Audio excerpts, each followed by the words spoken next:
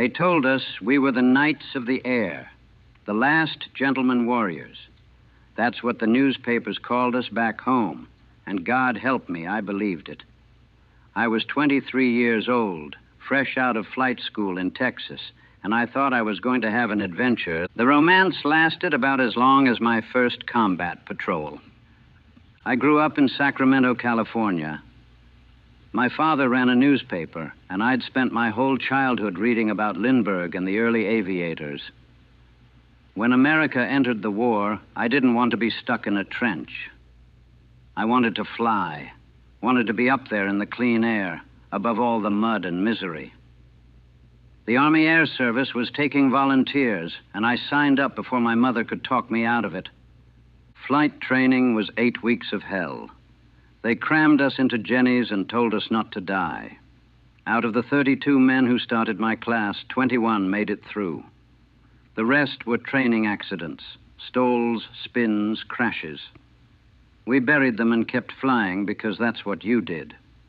Billy Hartman, a kid from Boston, he went into a tailspin on his 5th solo flight.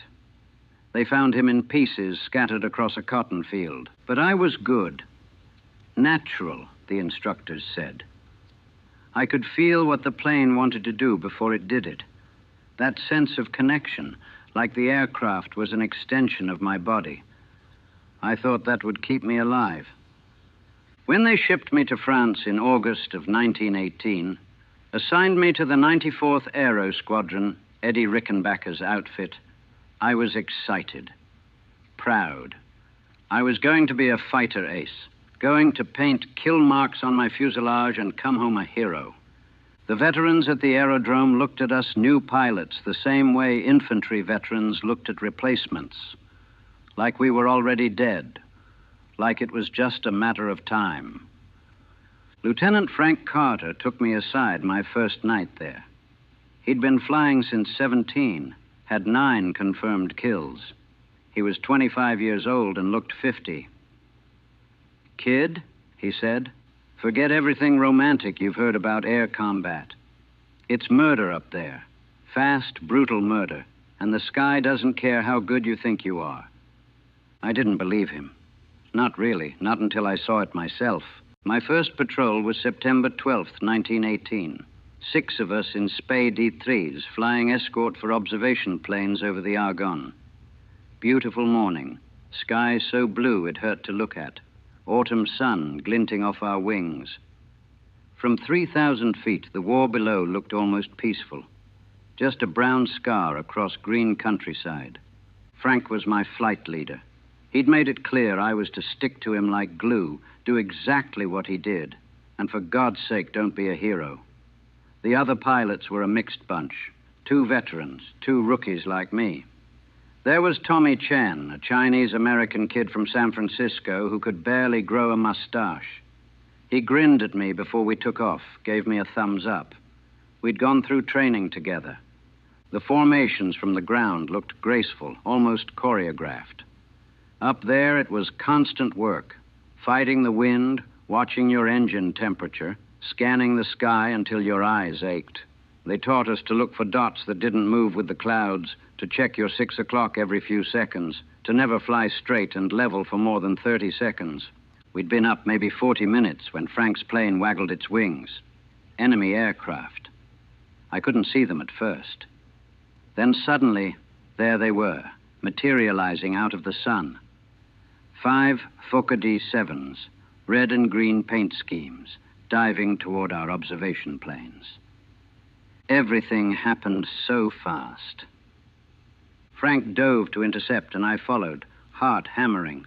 The Fokker leader pulled up to meet us, and suddenly we were turning, engines screaming.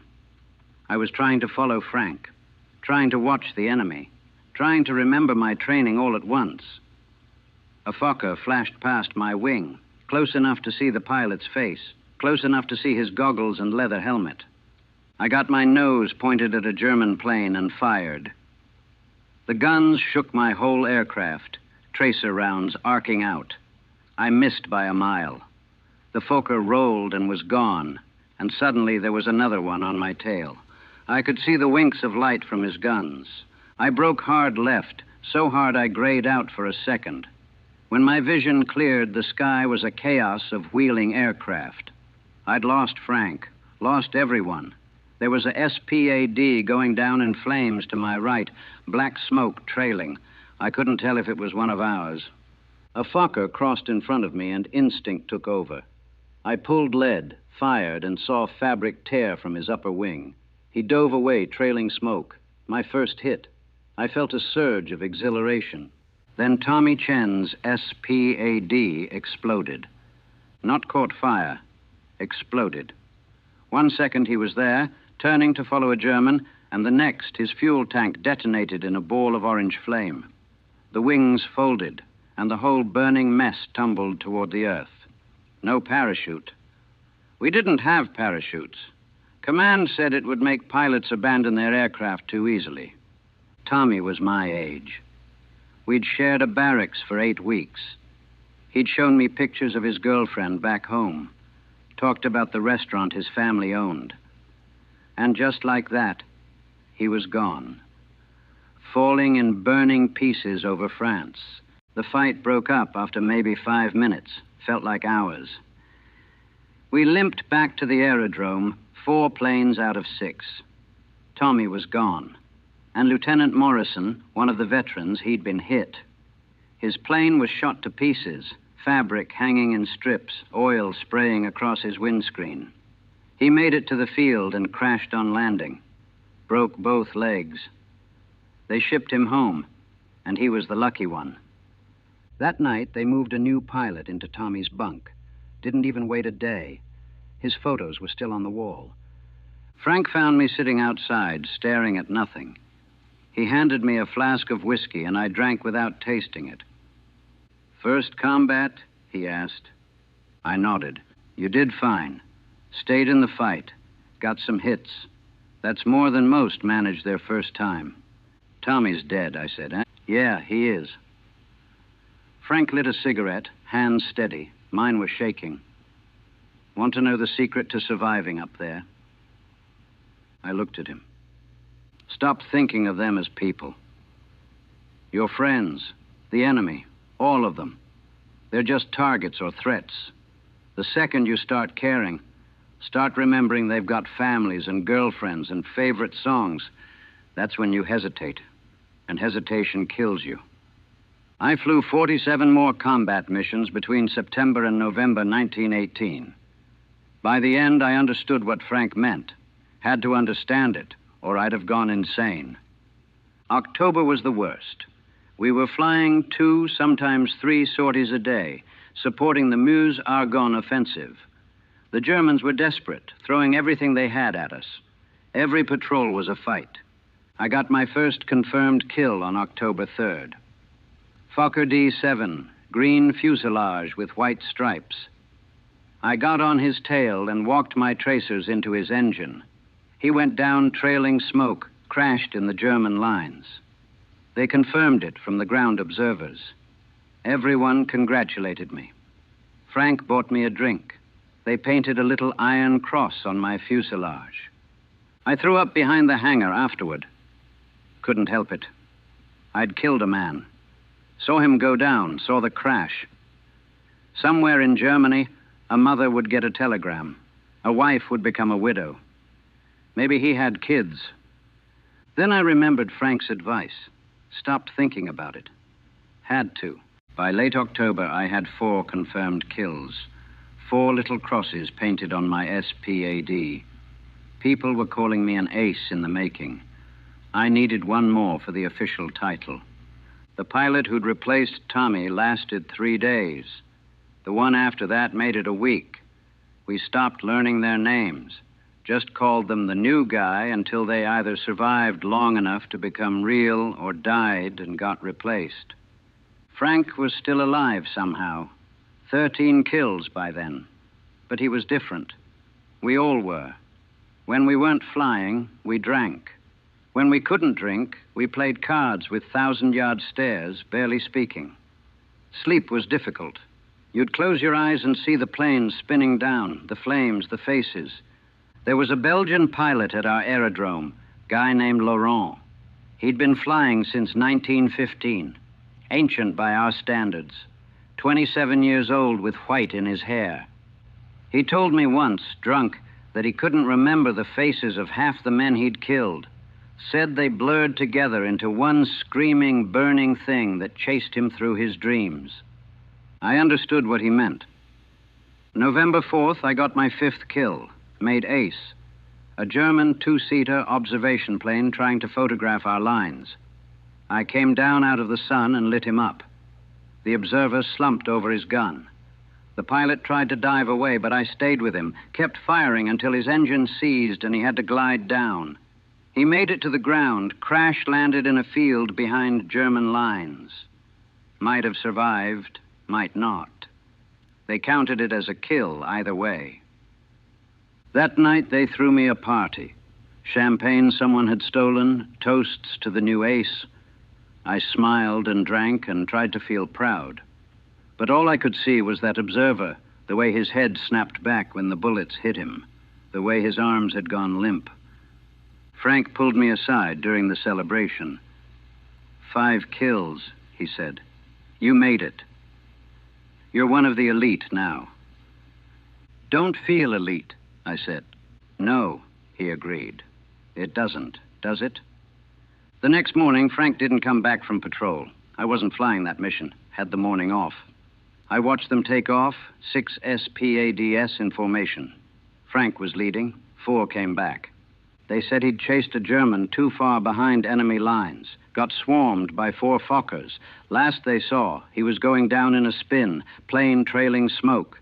No confirmation if he made it to the ground, if he survived the crash. Frank Carter. 13 confirmed kills, made it a year and 3 months. And just like that, he was gone. November 9th, 1918. Rumors of armistice were everywhere. Everyone knew the war was ending.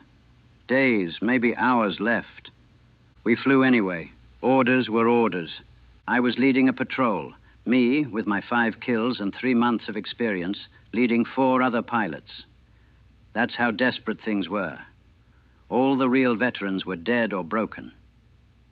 We ran into a flight of German scouts over Verdun. 6 of them, experienced pilots in Fokker D-7s.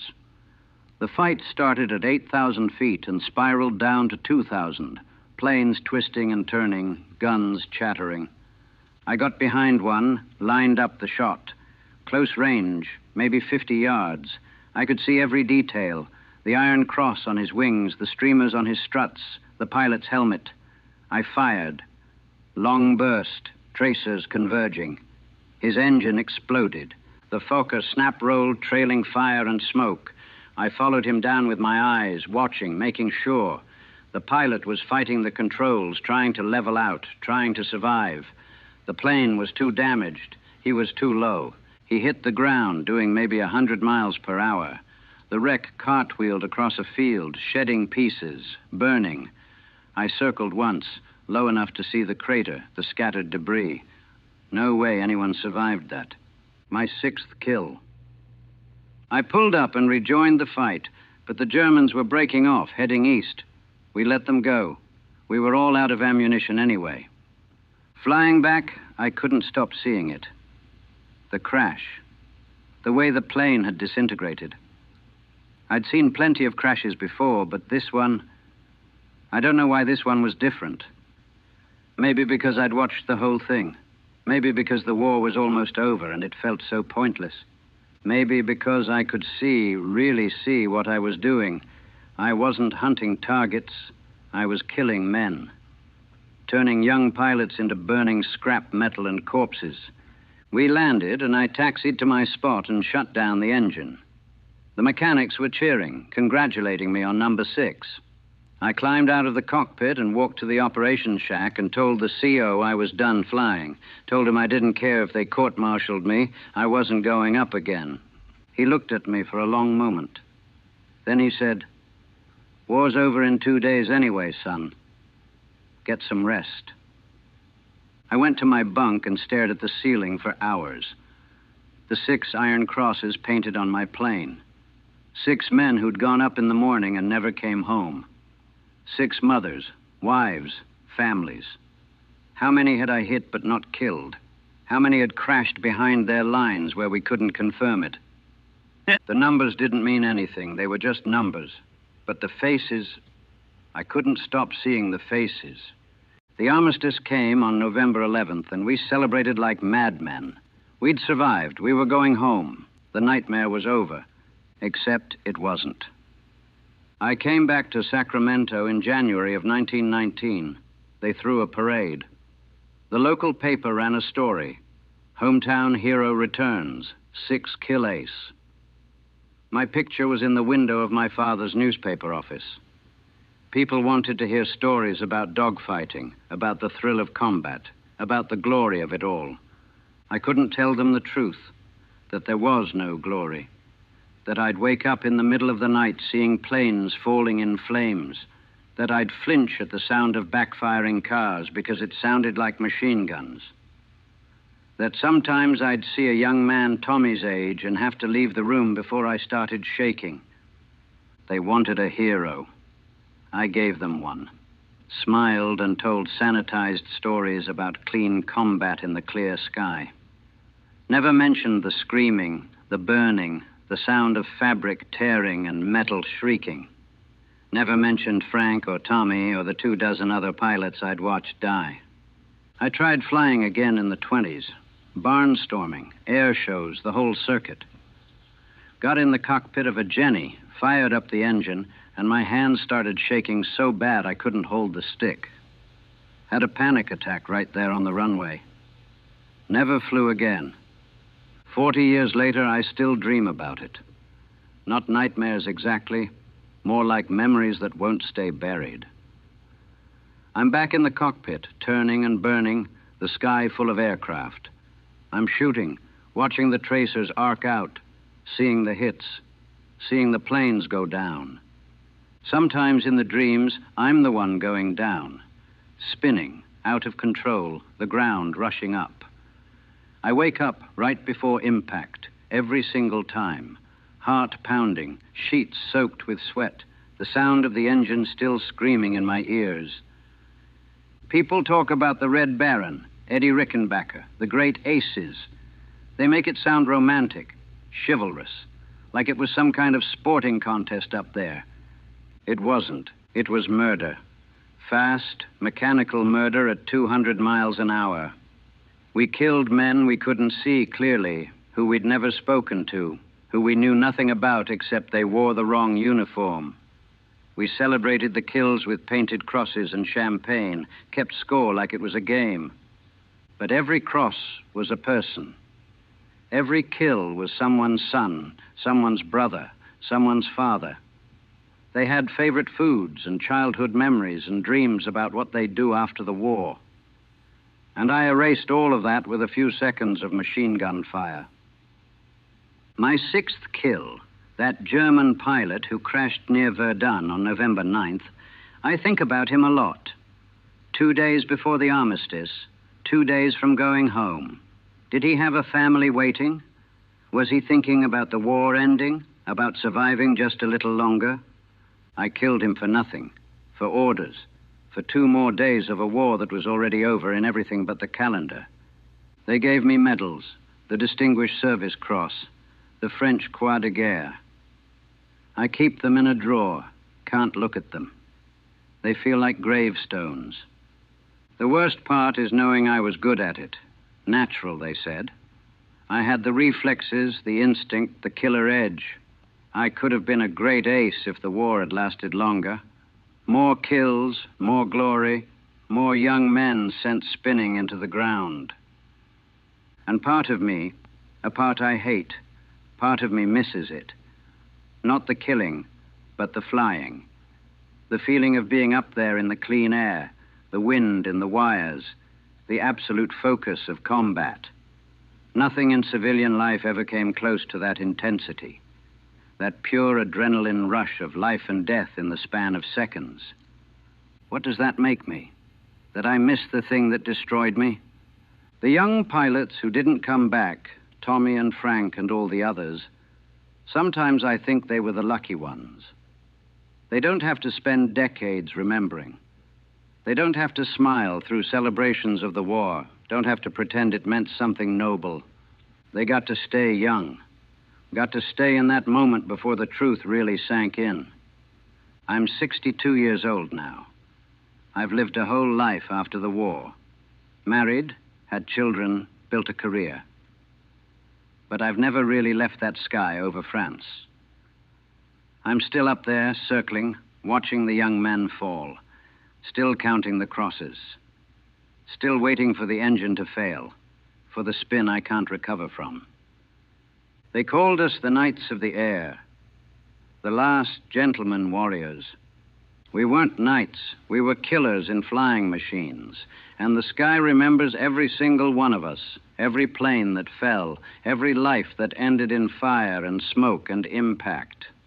The war ended on November 11th, 1918. But for those of us who flew and killed and survived, it never really stopped. We just learned to hide it better. We never came back, not really. The part of me that could sleep through the night, that could hear an airplane without flinching, that could look at young men without seeing ghosts, that part stayed in France. Somewhere over the Argonne, spinning down in flames with all the others. The guns may have stopped, but the falling never did.